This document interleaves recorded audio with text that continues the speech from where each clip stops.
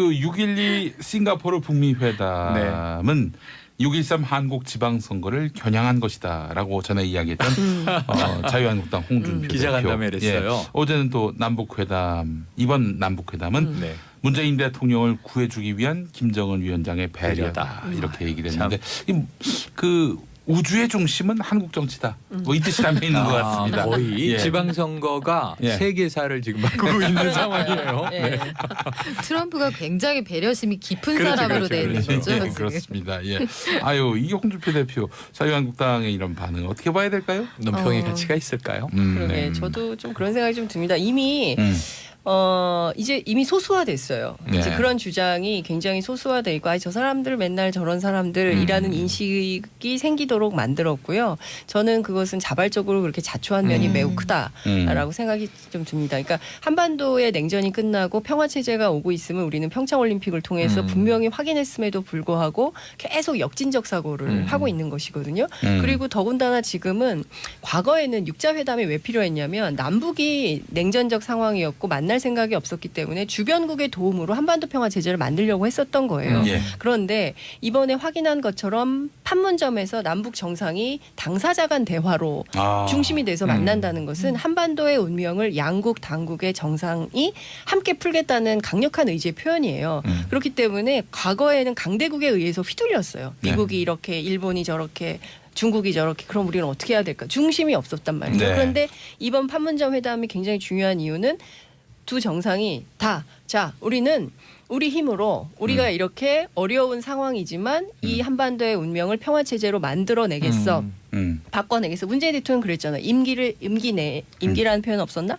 그 뭐였지? 그 정확하게 워딩이 지금 생각이 잘 안 나는데 어쨌든 그 또 하나의 시작이 아니라 완전히 새로운 시작이고 그리고 모든 의지를 다해서 이 문제를 풀어나가겠다 이런 워딩이 있어요. 그러니까 무슨 얘기냐면 그 당사자 간의 힘으로 이것을 풀겠다는 것은 미중일러 강대국 정치에 의해서 지난 휘둘렸던 100년간의 역사를 앞으로는 그런 역사를 만들지 않겠다는 선언이기 때문에 저는 더 큰 의미가 있다. 신라 같은 희망만 있어도 절대로 놓지 않고 붙들고 갈 것이다 이런 얘기가 이제 나오는데 아까 한민족끼리 쇼 얘기 말이에요. 쇼 이렇게 생각하다 보면 논평 가치가 없다고 말씀드렸지만 홍준표 대표가 만약에 그 김원준의 쇼라는 노래를 좋아하신다면 상당히 철학적이죠.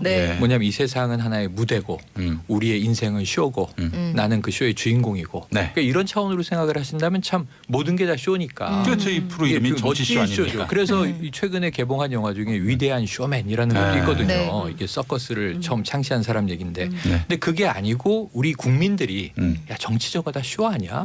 저렇게 국회에서는 일하기 싫어하고 싸우고 이 본회의 공전하고 하다가 저녁엔 같이 술 마신다며 여야 의원들이 그렇게 싸우든 사태질하는 사람들이 친하다며 장 기자님은 잘 아시니까 그러니까 국민들이 보기에 쇼로 본단 말이에요. 근데 그 쇼를 또 쇼로 보는 이 액자형 무한 반복 속에서 국민들이 이제 이 홍준표 대표의 말을 어떻게 받아들이겠느냐 하는 것은 그래서 저는 여기 또 하나 문제가 바른미래당은 2차 남북 정상회담 이후에 좀 후한 논평을 냈어요. 잘했다고. 그런데 그 와중에 또 소속 이현주 의원이 개인적으로 그럼 이게 지금 여당의 선대위원장이 김정은이냐라는 얘기를 올렸다가 그 대목만 이제 삭제하고 SNS를 또 지금 하고 있는데 인식의 문제가 있다고 봅니다. 알겠습니다. 자, 3부에서 저희 다시 오도록 하겠습니다. 뉴스 골라주는 여자, 뉴스 골라주는 남자. 자, 세 분 모였습니다. 최영일 모든 문제 평론가 어서 오십시오. 네, 안녕하십니까. 장윤선 정치전문기자 어서 오십시오. 네, 안녕하세요. 책을 내셨어요. 네. 제목이 뭡니까? 아유, 갑자기 훅 들어와서 너무 놀랐네요. 원래 우리 양승태 얘기하기로. 우리가 촛불이다. 우리가 촛불. 제가 2016년 촛불혁명 당시에 취재를 세게 했었는데요. 동영상 중계하셨어요. 그때 취재한 거를 좀 르포로 정리해서 책을 한 건 냈어요. 저는 그런 책들이 굉장히 중요하다고 보는 것이 뭐냐면 그런 기록물들이 하나하나 모여서 나중에 역사책을 만드는데 근거가 되거든요. 실록입니다. 실록. 좋은 책 내셨네. 촛불 실록을 쓰시네. 그래서 저는 사실 촛불 집회에 저도 참석을 했는데 만났잖아요. 그러면서 제가 이 광화문 일대 음식점 제가 맛집을 많이 알아냈습니다. 아니 우리 그 와중에. 용디는 광화문에서 만나면 이렇게 아이 데리고 나오고 예, 맞아요. 시청역 입구에서 저도 예. 몇 번 봤어요. 아. 좀 번데기 사 먹고 있다가. 굉장히 그 김용민 PD의 아주 인상적인 장면이 네. 이분은 그 다땡땡 네. 그 싼 물품을 많이 파는 데인데 예, 예. 거기서 5,000원짜리 의자를 사다가 의자를 사가지고 갖고 다녀요. 역시 이게 영화 감독들이 앉아. 앉는 거죠. 도구의 인간. 아니 이게 그러니까. 바닥에 앉으려면은 엉덩이가 너무 아프고 시리고 그래서 네네. 또 뼈가 아프고 그래서 질환이 있으신 건 아니죠? 근데 네. 싸구려 잘못 사가지고 부서져. 무너졌습니다. 한번 무너져서 무게를 큰일 날 버티지 뻔했어요. 못하고. 진짜? 예, 예. 그때 그걸 딱 들고 싸게 너무 사면 안 됩니다. 인상적이었어요. 저는 왜 그 생각을 못했을까요? 그때 거기서도 방석 팔고 그랬죠. 방송은 많이 봤어요. 네네. 자 우리 박연미 경제 전문 기자 어서 오십시오. 네, 안녕하세요. 반갑습니다. 예, 예. 네. 자 양승태 전 대법원장 보면서 네. 손학규 전 대표와 아주 대비된다. 대비된다. 네. 그러니까 운이 좋다. 예, 행운의 사나이. 네네네. 그렇죠. 뭐 이 양반이 그 아주 엄청난 사건에 연루가 됐는데 네. 그 이튿날 남북 정상회담 뉴스가 그러니까요. 확 덮어버렸어요. 아니 그러니까 지금 남북 정상회담 이렇게 요동치지 않았으면 지난 목요일 밤부터 시작이 됐는데 네. 뭐 오늘 아침까지 예. 이렇게 5일 동안 요동치지 않았으면 지금 오늘 제가 들고 나올 뉴스가 뭐 LG 로봇 일면톱이죠. 청소기가 네. 이스라엘에서 도둑을 잡았다며 음. 오늘 뭐 네. 설악산 무해도인 오현 스님 입적이라든가 예, 예, 이런 예. 좀 중요한 뉴스가 많은데 이 예. 중에 핵심이 양승태 대법원장. 그렇죠. 지난 정권 때 정권에 이제 목을 낮추고 예. 어찌 보면 사법부의 영향력 행사 이거잖아요. 그래서 네. 그 박근혜 정부가 좋아할 재판 결과와 네. 사법부의 민원을 바꿔치기했다. 맞바꿨다는 맞아요. 거죠. 바꿔치기했다. 예. 그럼 지금 그 당시에 벌어졌던 희대의 예. 사법부 사상 희대의 일들이 좀 있어요. 말도 안 되는 헌재도 판결. 연관돼 있고. 예, 예, 네네. 예. 그런데 그러한 부분들이 지금 너무 조용해졌다. 네. 아니 북미 근데 이슈에. 이거는 그 꺼내야죠. 음. 다시 꺼내서 언론이 집중 조명을 해야 되는 일이고요. 네. 가장 그 엽기적이고 가장 굴종적인 사법부를 만들어 버린 거거든요. 예, 양승태 맞아요. 대법원장이 그러니까 완전히 행정부에 굴종하면서 박근혜 대통령의 그 입맛에 맞는 그런 판결이 나올 수 있도록 협조했다는 것은 그 자체로 너무 부끄러워야 되는 거죠. 네. 이거 사실상 사법파동에 해당하는 일이라고 사건이라고 보고. 근데 그리고- 이랬던 네. 양승태 대법원장이 퇴임사로 뭐라고 네, 했냐면 네. 재판 결과가 마음에 안 든다고 집단 행동을 하면 어렵게 이룬 사법부의 독립을 침해하는 것이다. 야, 이 형님 네, 참 네. 넉살도 좋아. 역시 이런 분들의 특성이 있어요. 예. 이와 버금가는 명대사가 예. 역사상 도덕적으로 가장 깨끗한 정권이다. 이렇게 그렇죠. 말씀하고 퇴임한 분도 계세요. 당시 그 네. 행정부의 수장. 예, 예. 그러니까 기자 언론사에서 광고 엿바꿔 먹기라는 게 있거든요. 그러니까 광고 받고 기사 내려주고 이런 거가 저는 딱 생각이 나더라고요. 예. 그러니까 이거를 판사들이 그리고 알게 됐으니까 네. 가만히 계시진 않겠죠. 자, 하여간 이거 저 진상 규명 제대로 못하면 네. 근데 조사에 불응하고 있어요. 조사에 그러니까요. 불응하고 있어요. 아니, 예. 요청해야 되나요? 네. 두 차례 요청을 했는데 거부했다고 나와서 예. 그래서 사실 코가 막히고 기가 막힐 일이죠. 예, 예. 어. 그 강제 만약에 수사 가능하잖아요. 강제 이런 수사. 식으로 네. 나오고 이런 뭐 억지에 무릎을 꿇는다면은 네. 이 세상 모든 피의자들이 네. 그 양승태 전 대법원장 네. 그 워딩으로 그냥 그렇죠. 답하면 되겠네요. 아니, 그러니까 검찰의 수완 요구. 최순실 씨나 그분들 덕분에 아 불러도 안 가도 되는구나랑 네. 아 조사 받아야 되는데 안 받을 수 있구나 이걸 그렇죠. 국민들이 알게 됐어요. 주로 재판 네. 거부, 조사 불응 이런 분들이 예. 이 현직의 재직 재임 당시에는 다 법치를 주로 그렇죠. 강조하던 추상과 분들입니다. 같은 네. 법리를 적용하셨던 이 분들이죠. 지들이 말도 안 되는 판결을 해놓고 저항하지 마라, 네. 저항하지 마라 이런 거지 뭐. 이 국민들 너무 우습게 보는 경향이 있어요. 그러니까요. 예. 자, 5354번 쓰시는 분, 방송, 신문, 검찰, 법원 모두 다 가슴에 손을 대고 생각해 보십시오. 우리가 지금 공정하게 하고 있는가. 예. 근데 뭐 하필 또 방송을 맨 앞에 놓으셨나. 반성해야죠. 같이 농담입니다. 방송해야 예. 돼요. 예, 방송하겠습니다. 네. 예.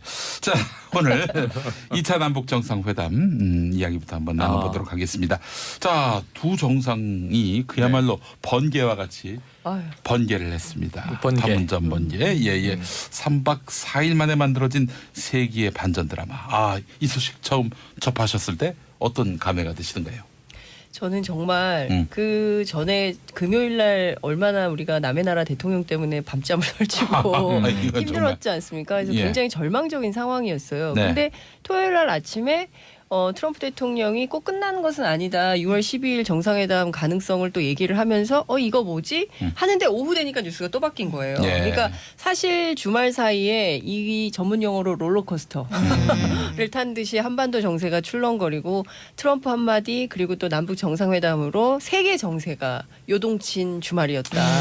이렇게 평가를 할 수 있을 것 같습니다. 저는 사실 그 트럼프 대통령이 그 말을 했을 때 몇 분 동안은 당혹스럽다가 그렇지 이분의 전직이 쇼 MC지. 토크쇼 MC. 그렇죠. 이게 사실 토크쇼 MC는 그렇죠. 들었다 놨다. 그럼요. 들었다. 예전에 기억하시죠? 그 저기 나훈아 씨가 책상 위에 올라가가지고 이게 30년 그 리사이틀 무대로 관객들을 들었다 놨다 했던 분 아닙니까? 그럼요. 예. 그게 갑자기 생각이 나더라고요. 형들이 이벤트를 아는 형들이라서 이 삼국에 있는 특히 우리 대통령은 운전을 잘하시고 양쪽에 있는 저쪽에 그 미국에 있는 그리고 북한에 있는 다 이벤트를 좀 아는 사람들이다 보니 전 세계 사람들의 심장을 정말 쫄깃쫄깃하게 하는 거죠. 아니 근데 저는 불만이에요. 목요일 밤 심야 뉴스에 생방송에 나가 앉아서 논평을 하고 있는데 그 YTN에 나오신 거 제가 편의점에서 들었어요. 북미 정상회담 잘 될 겁니다 하고 이제 국내 정치로 넘어가야 돼. 지방선거도 다뤄야 되니까. 국내 정치로 넘어가는데 자막으로 빨간 자막 항상 전격 취소막 나와서 그럼 내가 뭐가 돼? 아니 이렇게 그래서 되는 거죠. 뭐가 되는 게 다 아니라 봤어. 저는 그게 전격 취소 아닐 것이다. 서한을 다 읽어보고 신중하게 판단해야 한다. 그 순간까지 이제 이 밤의 끝을 붙들고 있었던 거예요. 가느다란 희망의 끈을 그날 밤에 이종석 장관이랑 통화를 했어요. 근데 이종석 장관이 그날 그 썰전에 출연을 해서 한반도 정세를 근엄하게 얘기를 하고 있었는데 자막이 뜬 거예요. 그래서 5번 줄 알고 아니 저런 식으로 말이야. 맞아. 시대가 어느 시대가 어느 시대인데 오보를 저런 말도 안 되는 오보를 그래서 내냐. 어느 방송이 냈는지 브랜드도 다 체크하고 그렇죠. 확인해야 되니까. 아니 청와대에서 99.9%라고 했는데 이게 무슨 얘기야 이런 분들 많으셨을 거예요. 근데 그날 정말 불면의 밤을 보냈는데 아침에 동틀 무렵에 김계관 제1부상의 북한의 입장이 성명으로 나온 걸 보고 좀 안도를 했습니다. 그렇죠. 근데 저는 사실은 북한이 항상 늘 강대강이거든요. 말 대 말, 행동 대 행동이기 때문에 트럼프의 편지가 상당히 사신격이에요. 뭐 이제 끝났는데 다시 니네 마음 바뀌고 생각 바뀌면 다시 전화해. 편지 써도 돼. 뭐 이런 식의 사실상 무슨 밤에 쓰는 연애 편지처럼 그런 편지를 보냈는데 라디오 방송에서 여러분 편지 많이 보내주시기 바랍니다. 저는 이렇게도 그렇죠. 들리더라고요. 여러분의 사연 기다립니다. 샵 1035 짧은 문자 50원 긴 문자 100원으로 회담 재개 요청해 주세요. 그러니까 괜찮다. 그러니까요. 회담 재개 요청해 주세요. 그러니까요.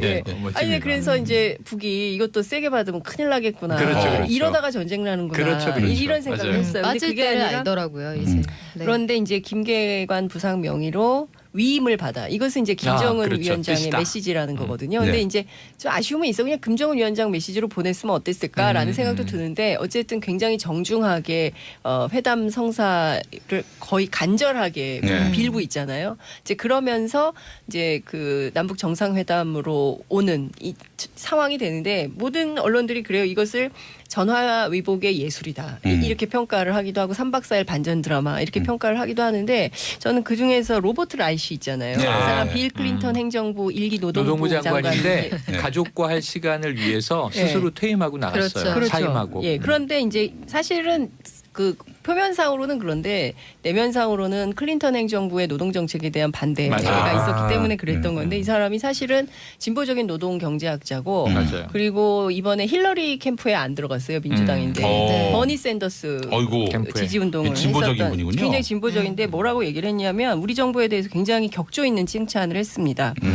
본인이 오랜 세월 이 정치권에 있으면서 많은 총리, 대통령, 정부와 일을 해봤지만 문재인 대통령처럼 재능이 많고 지적이고 겸손하고 진보적인 사람은 거의 못 봤다.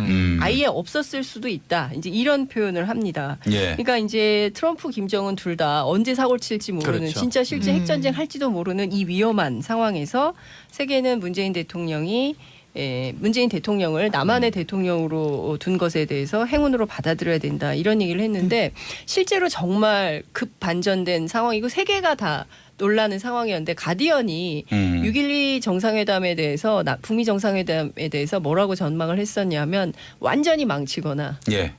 아니면 성사가 안 되거나 이렇게 얘기를 했거든요. 그리고 이제 그 미국의 소위 얘기하는 조야에 있는 정치권 그다음에 언론 학자들 전부 다 안 될 거라고 했어요. 왜냐하면 트럼프가 너무 싫어서. 그렇죠. 트럼프를 믿을 수 없기 때문에. 근데 이번에 확인된 것은 정말 예측 불가인 것은 확실하다. 그러니까 불러서 자기가 불러줬다는 거잖아요. 이렇게 쓰라고 받아 적으라고. 그래서 그 내용이 이제 편지로 나오고 뭐 이랬던 건데 큰 틀에서 보면 대단한 협상가다. 오히려 성동격서의 형태가 아닌가 이런 생각이 들었어요. 애초에 이럴 생각이 없었고 봐라.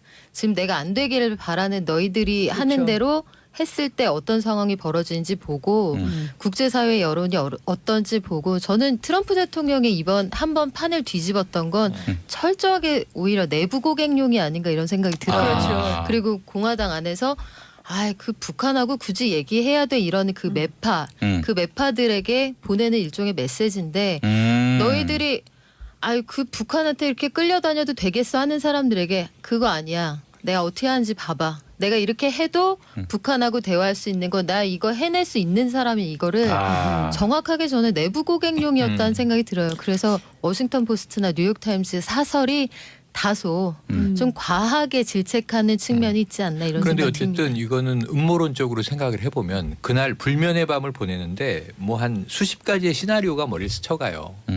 쿠슈너 이방카가 유태교인데 지금 예루살렘 때문에 중동 분쟁이 너무 거세지니까 한반도로 조금 긴장 국면을 올리려고 하는가 딸의 로비인가 또는 일본 총리가 이 로비 라인이 먹혀들었나 뭐 5만 가지 생각을 하게 된단 말이에요. 국제 음모론적 시각에서. 국제 음모론. 그런데 그 다음 날에 이제 번개를 보니까 우리가 움직일 수 있구나. 우리는 그 문재인 야당의 성토가 장난 아니었잖아요. 그렇죠. 운전석에 운전자가 없을 뿐더러 뒷자리에도 사람이 없다는 오히려 뒤통수 맞았다. 뭐 5만 가지 얘기가 쏟아졌는데 그냥 번개가 딱 이루어지는 순간 옛날에 재밌는 영화라는 흥행되지 않은 코미디가 있어요. 쉬리 뭐 거짓말 이런 영화들 온갖 패러디한 건데 거기 보면 딱 김정일 당시 위원장과 우리나라 대통령이 전화통화 한 라인으로 하다가 눈물 흘리고 막 그러면서 만나서 우리 소주 먹어요 이런 얘기 나오거든요. 한국 대통령이 김인문 씨가 맞아요. 맞습니다. 김정일 씨는 그 전문 또 이 배우 주로 나오시는 분이 있었고 김인문 씨가 한국 대통령인데 그 이후에 자꾸 하셨죠. 그런데 이 번개 한 10번쯤 하면 남북 정상 포차 회담도 가능. 저는 그 생각이 들었어요. 근데 굉장히 중요한 메시지를 담고 있는 겁니다. 그러니까 어쨌든 주말 사이에 굉장히 그 심장이 쫄깃해지고 간이 콩알만해지고 했지만 그래도 6월 12일 북미 정상회담은 예정대로 성사될 가능성이 매우 높고 지금 판문점에서 성김대사하고 최선희 외무성 부상이 지금 그 회담을 하고 있고 이 회담이 내일까지도 이어질 가능성이 있다는 것이고 싱가포르에 30명이 급파된 상황이고 이 회담을 만들기 위해서 사실은 언론에 드러난 것은 별로 없었지만 오늘 확인된 여러 가지 내용들을 보면 이미 이제 북미 간의 채널을 통해서 그리고 아주 다각적으로 우리의 그 정보 라인 서훈 원장하고 김영철 그 통전부장하고 기민하게 움직이고 있었다는 것이 다 확인이 좀 되고 있거든요. 그러니까 막 야당에서 비판하고 막 이거는 끝난 회담이고 뭐 잘못된 거고 이렇게 욕하고 있었지만 실제로 물밑에서는 이 회담의 성사를 위해서 아주 기민하게 움직이고 있었다는 것이 다 확인이 되고요.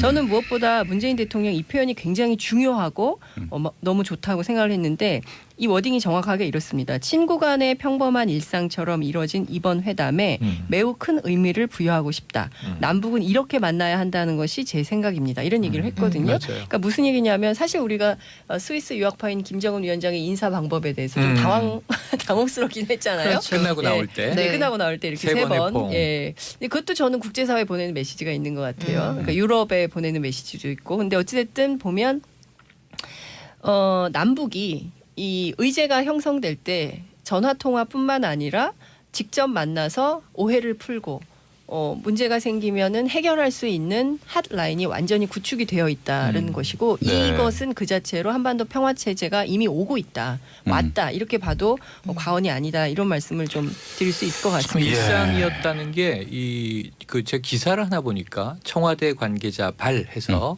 이 토요일 낮이었잖아요. 예. 네. 김정숙 여사가 빨래를 개라고 하자 문재인 대통령이 쓱 나가서 판문점으로 향했다. 매우 일상적인 네. 장면이 묘사되잖아요. 나 영국이- 잠깐 저기 친구 좀 만나고 올게 이렇게 다녀오셨다는 그러니까 이제 얘기죠. 보통 우리가 네. 이 사모님들이 뭐 집안일 시키면 아저씨들이 이제 술 먹으러 나가잖아요. 예. 그런 느낌처럼 다가와서 예. 야 정겨운 묘사다 그런 약수터 생각을 가듯이. 했습니다. 예. 네. 네, 우리 대통령께서 그 회담 결과를 발표할 때 저는 전반적으로 북미 회담 관련해서 그리고 우리의 입장, 북한의 입장을 언급을 하셨는데 아주 깨알같이 한 토막에 어떤 언급이 있었냐면 남북 관계 개선이 우리 정치의 낙후성을 극복하는 데에도 맞아요. 굉장히 중요하다는 맞아요. 말씀을 맞아요. 딱 담담하게 한마디 하셨는데 이 안에 얼마나 많은 그 50년간의 안보 장사에 대한 비판이 들어있는가. 대학 한 학기 분량의 맞아요. 그 강의 제목이기도 해요. 그러니까요. 예. 그래서 우리 대통령이 정말 이 찰떡파이 같은 분이구나. 이게 겉은 그냥 바삭바삭한 파인데 속은 정말 쫄깃쫄깃하고 오랫동안 씹어야 될 정도로 강한 메시지를 갖고 있는 분이구나 다시 한번 느꼈고요. 대통령을 과자에 비유하는 게 적절한지는 의문을 제기하고 싶습니다. 아니 지금 과자 비하 발언 아닌가요? 사실 주말 사이에 이 전문 용어로 롤러코스터를 탄 듯이 한반도 정세가 출렁거리고 트럼프 한마디 그리고 또 남북 정상회담으로 세계 정세가 요동친 주말이었다. 이렇게 평가를 할 수 있을 것 같습니다. 저는 사실 그 트럼프 대통령이 그 말을 했을 때 몇 분 동안은 당혹스럽다가 그렇지 이분의 전직이 쇼 MC지 토크쇼 MC 그렇죠. 이게 사실 토크쇼 MC는 그렇죠. 들었다 놨다 그럼요. 들었다. 예전에 기억하시죠 그 저기 나훈아 씨가 그렇죠, 책상 위에 올라가가지고 네네. 이게 30년 그 리사이틀 무대로 네. 관객들을 들었다 놨다 했던 분 아닙니까? 그럼요. 예. 예. 그게 갑자기 생각이 나더라고요. 형들이 이벤트를 아는 형들이라서 이 삼국에 있는 특히 우리 대통령은 운전을 잘하시고 예. 양쪽에 있는 저쪽에 그 미국에 있는 그리고 북한에 있는 다 이벤트를 좀 아는 사람들이다 보니 예. 전 세계 사람들의 심장을 정말 쫄깃쫄깃하게 쫄깃쫄깃하게. 하는 거죠. 아니 근데 저는 네. 불만이에요. 예. 목요일 밤 심야 뉴스에 생방송에 나가 앉아서 논평을 하고 있는데 그 YTN 네. 나오신 거 제가 아니, 편의점에서 들었어요. 북미 정상회담 잘 될 겁니다 하고 이제 국내 정치로 넘어가야 돼. 네. 지방선거도 다뤄야 되니까. 예. 국내 정치로 넘어가는데 자막으로 예. 빨간 자막 항상 예, 예. 전격 취소막 나와서 그럼 내가 뭐가 돼? 아니 이렇게 그래서 되는 거죠. 뭐가 그때 다 되는 게 봤어, 다 아니라 봤어. 저는 네. 그게 예. 전격 취소 아닐 것이다. 야. 서한을 다 읽어보고 신중하게 판단해야 한다. 네. 그 순간까지 이제 이 밤의 끝을 붙들고 있었던 거예요. 가느다란 희망의 제가 끈을. 그날 밤에 네. 이종석 장관이랑 통화를 했어요. 예, 근데 예. 이종석 장관이 그날 그 썰전에 출연을 해서 네. 한반도 정세를 근엄하게 얘기를 하고 있었는데 네. 자막이 뜬 거예요. 네. 그래서 5번 줄 알고 네. 아니 저런 식으로 말이야. 맞아, 지금 맞아. 시대가 어느 시대가 어느 시대인데. 시대인데 오보를 저런 말도 안 되는 오보를 그래서 내냐. 어느 방송이 냈는지 네. 브랜드도 다 체크하고 그렇죠. 네. 확인해야 되니까. 아니 청와대에서 99.9%라고 했는데 이게 무슨 얘기야 그렇죠. 이런 분들 많으셨을 거예요. 근데 그날 네. 정말 불면의 밤을 보냈는데 아침에 동틀 무렵에 김계관 제1부상의 예. 북한의 입장이 성명으로 나온 걸 보고 좀 안도를 했습니다. 그렇죠. 예, 근데 저는 사실은 북한이 항상 늘 강대강이거든요. 말 대 말, 행동 대 행동이기 때문에 트럼프의 편지가 상당히 사신격이에요. 예. 뭐 이제 끝났는데 다시 니네 마음 바뀌고 생각나면 생각 바뀌면 다시 전화해. 편지 써도 돼. 뭐 그렇죠. 이런 식의 사실상 무슨 밤에 쓰는 연애 편지처럼 아니, 그런 근데 편지를 보냈는데 라디오 방송에서 여러분 편지 많이 보내주시기 그렇죠. 바랍니다. 저는 이렇게도 그렇죠. 들리더라고요. 그래서 여러분의 사연 기다립니다. 네. 샵 1035. 짧은 문자 50원, 긴 문자 100원으로 회담 재개 요청해 주세요. 그러니까 괜찮다. 그러니까요. 회담 체계 좋은 요청해 주세요. 기운데요. 그러니까요. 예, 예. 예, 멋집니다. 아니 그래서 이제 북이 이것도 세게 받으면 큰일 나겠구나. 그렇죠, 그렇죠. 이러다가 전쟁 나는구나. 그렇죠, 그렇죠. 이런 생각을 맞아요. 했어요. 근데 빠질 그게 때를 아니라 알더라고요. 이제. 네. 그런데 이제 김계관 부상 명의로 위임을 받아. 이것은 이제 김정은 그렇죠. 위원장의 뜻이다. 메시지라는 거거든요. 근데 네. 이제 좀 아쉬움은 있어. 그냥 김정은 위원장 메시지로 보냈으면 어땠을까라는 생각도 드는데 어쨌든 굉장히 정중하게 회담 성사를 거의 간절하게 빌고 있잖아요. 이제 그러면서 이제 그 남북 정상회담으로 예. 사법부 사장 희대의 일들이 좀 있어요. 말도 안 되는 헌재도 판결. 연관돼 있고. 예. 그런데 그러한 부분들이 지금 너무 조용해졌다. 네. 아니 북미 근데 이슈에. 이거는 그 꺼내야죠. 다시 꺼내서 언론이 집중 조명을 해야 되는 일이고요. 네. 가장 그 엽기적이고 가장 굴종적인 사법부를 만들어 버린 거거든요. 예, 양승태 맞아요. 대법원장이 그러니까 완전히 행정부에 굴종하면서 박근혜 대통령의 그 입맛에 맞는 그런 판결이 나올 수 있도록 협조했다는 것은 그 자체로 너무 부끄러워야 되는 거죠. 네. 이거 사실상 사법파동에 해당하는 일이라고 사건이라고 보고. 근데 그리고- 이랬던 네. 양승태 대법원장이 퇴임사로 뭐라고 했냐면 재판 결과가 마음에 안 든다고 집단 행동을 하면 어렵게 이룬 사법부의 독립을 침해하는 것이다. 야, 이 형님 그렇죠. 참 넉살도 좋아. 역시 이런 분들의 특성이 있어요. 예. 이와 버금가는 명대사가 예. 역사상 도덕적으로 가장 깨끗한 정권이다. 이렇게 그렇죠. 말씀하고 퇴임한 분도 계세요. 당시 그 네. 행정부의 수장. 그 기자 언론사에서 광고 엿바꿔 먹기라는 게 있거든요. 그러니까 광고 받고 기사 내려주고 이런 거가 저는 딱 생각이 나더라고요. 예. 그러니까 이거를 판사들이 그리고 알게 됐으니까 네. 가만히 계시진 않겠죠. 자, 하여간 이거 저 진상규명 제대로 못하면 네. 근데 조사에 불응하고 있어요. 조사에 그러니까요. 불응하고 있어요. 아니, 예. 요청해야 되나요? 네. 두 차례 요청을 했는데 거부했다고 나와서 예. 그래서 사실 코가 막히고 기가 막힐 일이죠. 예. 그 강제 만약에 수사 가능하잖아요. 강제 이런 수사. 식으로 나오고 이런 뭐 억지에 무릎을 꿇는다면은 네. 이 세상 모든 피의자들이 네. 그 양승태 전 대법원장 네. 그 워딩으로 그냥 그렇죠. 답하면 되겠네요. 아니, 그러니까 검찰의 수원 요구. 최순실 씨나 그분들 덕분에 아 불러도 안 가도 되는구나랑 네. 아 조사 받아야 되는데 안 받을 수 있구나 이걸 그렇죠. 국민들이 알게 됐어요. 주로 재판 네. 거부, 조사 불응 이런 분들이 예. 이 현직의 재직 재임 당시에는 다 법치를 주로 그렇죠. 강조하던 추상과 분들입니다. 같은 네. 법리를 적용하셨던 이 분들이죠. 지들이 말도 안 되는 판결을 해놓고 저항하지 마라, 네. 저항하지 마라 이런 거지 뭐. 이 국민들 너무 우습게 보는 경향이 있어요. 그러니까요. 예. 자, 5354번 쓰시는 분, 방송, 신문, 검찰, 법원 모두 다 가슴에 손을 대고 생각해 보십시오. 우리가 지금 공정하게 하고 있는가. 예. 근데 뭐 하필 또 방송을 맨 앞에 놓으셨나. 반성해야죠. 같이 농담입니다. 방송해야 예. 돼요. 예, 방송하겠습니다. 네. 예. 자, 오늘 2차 남북 정상회담 이야기부터 한번 나눠보도록 하겠습니다. 자, 두 정상이 그야말로 번개와 같이 아유. 번개를 했습니다. 번개. 판문점 번개. 예. 3박 4일 만에 만들어진 세기의 반전 드라마. 아, 이 소식 처음 접하셨을 때 어떤 감회가 드시던가요? 저는 정말 그 전에 금요일 날 얼마나 우리가 남의 나라 대통령 때문에 밤잠을 설치고 이건 힘들었지 않습니까? 그래서 예. 굉장히 절망적인 상황이었어요. 네. 근데 토요일 날 아침에 트럼프 대통령이 꼭 끝나는 것은 아니다. 6월 12일 정상회담 가능성을 또 얘기를 하면서 이거 뭐지? 하는데 오후 되니까 뉴스가 또 바뀐 거예요. 예. 그러니까 오는 이 상황이 되는데 모든 언론들이 그래요. 이것을 전화위복의 예술이다. 이렇게 평가를 하기도 하고 3박 4일 반전 드라마 이렇게 평가를 하기도 하는데 저는 그중에서 로버트 라이시 있잖아요. 네. 그 사람 빌 클린턴 행정부 일기 노동부 장관인데 네. 가족과 할 시간을 위해서 네. 스스로 퇴임하고 나갔어요. 그렇죠. 사임하고. 예, 그런데 이제 사실은 그 표면상으로는 그런데 내면상으로는 클린턴 행정부의 노동 정책에 대한 반대가 맞아요. 있었기 때문에 그랬던 건데 이 사람이 사실은 진보적인 노동 경제학자고 맞아요. 그리고 이번에 힐러리 캠프에 안 들어갔어요. 민주당인데 네. 버니 샌더스 어이구. 캠프에. 지지 운동을 진보적인 했었던 분이군요. 굉장히 진보적인데 뭐라고 얘기를 했냐면 우리 정부에 대해서 굉장히 격조 있는 칭찬을 했습니다. 본인이 오랜 세월 이 정치권에 있으면서 많은 총리, 대통령, 정부와 일을 해봤지만 문재인 대통령처럼 재능이 많고 지적이고 겸손하고 진보적인 사람은 거의 못 봤다.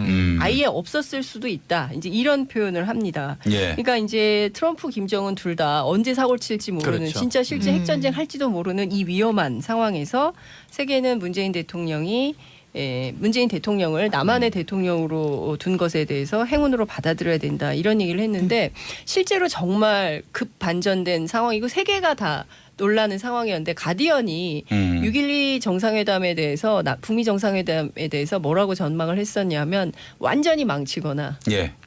아니면 성사가 안 되거나 이렇게 얘기를 했거든요. 그리고 이제 그 미국의 소위 얘기하는 조야에 있는 정치권 그다음에 언론 학자들 전부 다 안 될 거라고 했어요. 왜냐하면 트럼프가 너무 싫어서. 그렇죠. 트럼프를 믿을 수 없기 때문에. 근데 이번에 확인된 것은 정말 예측 불가인 것은 확실하다. 그러니까 불러서 자기가 불러줬다는 거잖아요. 이렇게 쓰라고 받아 적으라고. 그래서 그 내용이 이제 편지로 나오고 뭐 이랬던 건데 큰 틀에서 보면 대단한 협상가다. 오히려 성동격서의 형태가 아닌가 이런 생각이 들었어요. 애초에 이럴 생각이 없었고 봐라. 지금 내가 안 되기를 바라는 너희들이 그렇죠. 하는 대로 했을 때 어떤 상황이 벌어지는지 보고 국제사회 여론이 어떤지 보고 저는 트럼프 대통령이 이번 한번 판을 뒤집었던 건 철저하게 오히려 내부 고객용이 아닌가 이런 생각이 들어요. 그렇죠. 그리고 공화당 안에서 그 북한하고 굳이 얘기해야 돼 이런 그 매파 그 매파들에게 보내는 일종의 메시지인데 너희들이 그 북한한테 이렇게 끌려다녀도 되겠어 하는 사람들에게 그거 아니야. 내가 어떻게 하는지 봐봐. 내가 이렇게 해도 북한하고 대화할 수 있는 건 나 이거 해낼 수 있는 사람이 이거를 정확하게 저는 내부 고객용이었다는 생각이 들어요. 그래서 워싱턴 포스트나 뉴욕타임스 사설이 다소 좀 과하게 질책하는 측면이 있지 않나 이런 그런데 생각이 듭니다. 어쨌든 이거는 음모론적으로 생각을 해보면 그날 불면의 밤을 보내는데 뭐 한 수십 가지의 시나리오가 머리를 스쳐가요. 쿠슈너 이방카가 유태교인데 지금 예루살렘 때문에 중동 분쟁이 너무 거세지니까 한반도로 조금 긴장 국면을 올리려고 하는가 딸의 로비인가 또는 일본 총리가 이 로비 라인이 먹혀들었나 뭐 5만 가지 생각을 하게 된단 말이에요. 국제 음모론적 시각에서. 국제 음모론. 그런데 그 다음 날에 이제 그 6.12 싱가포르 북미 회담은 6.13 한국 지방선거를 겨냥한 것이다라고 전에 이야기했던 자유한국당 홍준표 기자간담회를 했어요. 어제는 또 남북회담 이번 남북회담은 문재인 대통령을 구해주기 위한 김정은 위원장의 배려다 이렇게 얘기를 했는데 그 우주의 중심은 한국 정치다. 뭐 이 뜻이 담겨 있는 것 같습니다. 거의 지방선거가 세계사를 지금 바꾸고 있는 상황이에요. 트럼프가 굉장히 배려심이 깊은 사람으로 되어 있는 거죠. 그렇습니다. 이게 홍준표 대표 자유한국당의 이런 반응 어떻게 봐야 될까요? 논평의 가치가 있을까요? 그러게 저도 좀 그런 생각이 좀 듭니다. 이미 이미 소수화됐어요. 이제 그런 주장이 굉장히 소수화돼 있고 저 사람들 맨날 저런 사람들이라는 인식이 생기도록 만들었고요. 저는 그것은 자발적으로 그렇게 자초한 면이 매우 크다라고 생각이 좀 듭니다. 그러니까 한반도의 냉전이 끝나고 평화 체제가 오고 있으면 우리는 평창 올림픽을 통해서 분명히 확인했음에도 불구하고 계속 역진적 사고를 하고 있는 것이거든요. 그리고 더군다나 지금은 과거에는 육자 회담이 왜 필요했냐면 남북이 냉전적 상황이었고 만날 생각이 없었기 때문에 주변국의 도움으로 한반도 평화 체제를 만들려고 했었던 거예요. 그런데 이번에 확인한 것처럼 판문점에서 남북 정상이 당사자 간 대화로 중심이 돼서 만난다는 것은 한반도의 운명을 양국 당국의 정상이 함께 풀겠다는 강력한 의지의 표현이에요. 그렇기 때문에 과거에는 강대국에 의해서 휘둘렸어요. 미국이 이렇게 일본이 저렇게 중국이 저렇게 그럼 우리는 어떻게 해야 될까? 중심이 없었단 말이죠. 그런데 이번 판문점 회담이 굉장히 중요한 이유는 두 정상이 우리는 우리 힘으로 우리가 이렇게 어려운 상황이지만 이 한반도의 운명을 평화체제로 만들어내겠어. 바꿔내겠어. 문재인 대통령 그랬잖아요. 임기라는 표현 없었나?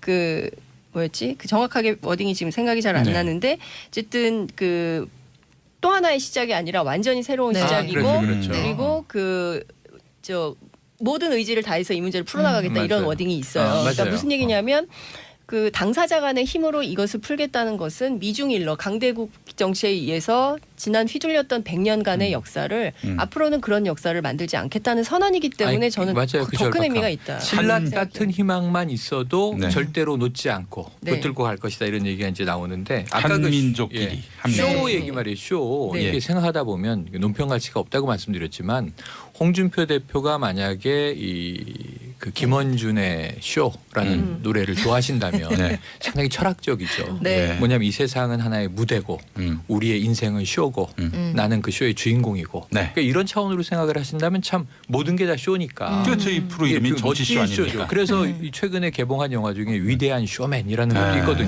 네. 이게 서커스를 처음 창시한 사람 얘긴데 근데 그게 아니고 우리 국민들이 야 정치적으로 다 쇼 아니야? 저렇게 국회에서는 일하기 싫어하고 싸우고 이 본회의 공전하고 하다가 네. 저녁엔 같이 술 마신다며 여야 의원들이 그렇게 싸우든 사태질하는 사람들이 친하다며 그건 사실이죠. 장 기자님은 잘 아시니까 네. 그러니까 국민들이 보기에 쇼로 본단 말이에요. 네. 근데 그 쇼를 또 쇼로 보는 이 액자형 무한 반복 속에서 이제 국민들이 이제 이 홍준표 대표의 말을 어떻게 받아들이겠느냐 하는 것은 근데 저는 여기 또 하나 문제가 바른미래당은 2차 남북 정상회담 이후에 좀 후한 논평을 냈어요. 예. 잘했다고. 네. 그런데 그 와중에 또 소속 이현주 의원이 개인적으로 네. 그럼 이게 지금 여당의 선대위원장이 김정은이냐라는 라고 올렸다가 얘기를 내렸죠. 올렸다가 네. 그 대목만 이제 삭제하고 SNS를 또 지금 하고 있는데 예, 이제. 인식의 문제가 있다고 봅니다. 예, 알겠습니다. 자, 3부에서 저희 다시 오도록 네. 하겠습니다. 뉴스 골라주는 여자, 뉴스 골라주는 남자. 자, 세 분 모였습니다. 최영일 모든 문제 평론가 어서 오십시오. 네, 안녕하십니까? 장윤선 정치 전문기자 어서 오십시오. 네, 안녕하세요. 책을 내셨어요. 네. 제목이 뭡니까? 아유, 갑자기 훅 들어와서 너무 놀랐네요. 아, 예, 예, 원래 예. 우리 양승태 얘기하기로. 예. 우리가 촛불이다. 우리가 촛불. 예, 제가 2016년 예, 촛불혁명 당시에. 예, 저 취재를 세게 했었는데요. 그 동영상 중계하셨어요. 예, 그때 취재한 거를 좀 르포로 정리해서 아. 책을 한 권 냈습니다. 저는 그런 책들이 굉장히 중요하다고 보는 것이 뭐냐면 그런 기록물들이 하나하나 모여서 나중에 역사책을 만드는데 실록이죠. 근거가 되거든요. 맞아요. 실록입니다. 예. 네. 실록. 아, 좋은 책 내셨네. 촛불 실록을 쓰시는. 네. 네. 그래서 고맙습니다. 저는 사실 촛불 집회에 저도 참석을 했는데 네. 그거 만났잖아요. 우리. 예, 그러면서 제가 이 광화문 일대 음식점 아. 제가 맛집을 많이 알아냈습니다. 아니 우리 그 와중에. 용디는 광화문에서 만나면 예. 이렇게 아이 데리고 나오고 예, 맞아요. 시청역 입구에서 저도 예. 몇 번 봤어요. 아. 좀 번데기 사 먹고 있다가. 굉장히 그 김용민 PD의 아주 인상적인 장면이 네. 이분은 그 다땡땡 네. 그 싼 물품을 많이 파는 데인데 예, 예, 예. 거기서 5,000원짜리 의자를 사다가 아. 의자를 사가지고 갖고 다녀요. 역시 네, 영화 감독들이 앉아. 앉는 거죠. 네. 도구의 인간. 아니 이게 그러니까. 바닥에 앉으려면은 엉덩이가 너무 아프고 시리고 그래서 네네. 또 뼈가 아프고 그래서 질환이 있으신 건 아니죠? 근데 네. 싸구려 잘못 사가지고 부서져. 무너졌습니다. 한번 무너져서 무게를 큰일 날 버티지 뻔했어요. 못하고. 진짜? 예, 예. 그때 그걸 딱 들고 싼 너무 거 사면 안 됩니다. 인상적이었어요. 저는 왜 그 생각을 못했을까요? 그때 거기서도 방석 팔고 그랬죠. 네, 방송은 많이 봐요. 네네. 자, 우리 박연미 경제 전문 기자 어서 오십시오. 네, 안녕하세요. 반갑습니다. 예, 예. 네. 자, 양승태 전 대법원장 보면서 네. 손학규 전 대표와 아주 대비된다. 대비된다. 네. 그러니까 운이 좋다. 예, 행운의 나이. 네네네. 그렇죠. 뭐 이 양반이 그 아주 엄청난 사건에 연루가 됐는데 네. 그 이튿날 남북 정상회담 뉴스가 그러니까요. 확 덮어버렸어요. 아니 그러니까 지금 남북 정상회담이 이렇게 요동치지 않았으면 네. 지난 목요일 밤부터 시작이 됐는데 네. 뭐 오늘 아침까지 예. 이렇게 5일 동안 요동치지 않았으면 지금 오늘 제가 들고 나올 뉴스가 뭐 LG 일면 로봇 톱이죠. 청소기가 네. 이스라엘에서 도둑을 잡았다며 음. 그 오늘 뭐 이 네. 설악산 무예도인 오현 스님 입적이라든가 예, 예, 이런 예. 좀 중요한 뉴스가 많은데 이 예. 중에 핵심이 양승태 대법원장. 그렇죠. 지난 정권 때 정권의 이제 목을 낮추고 예. 어찌 보면 사법부의 영향력 행사 이거잖아요. 그래서 네. 그 박근혜 정부가 좋아할 재판 결과와 네. 사법부의 민원을 맞바꿨다는 바꿔치기했다. 맞아요. 바꿔치기했다. 네. 그럼 지금 그 당시에 벌어졌던 희대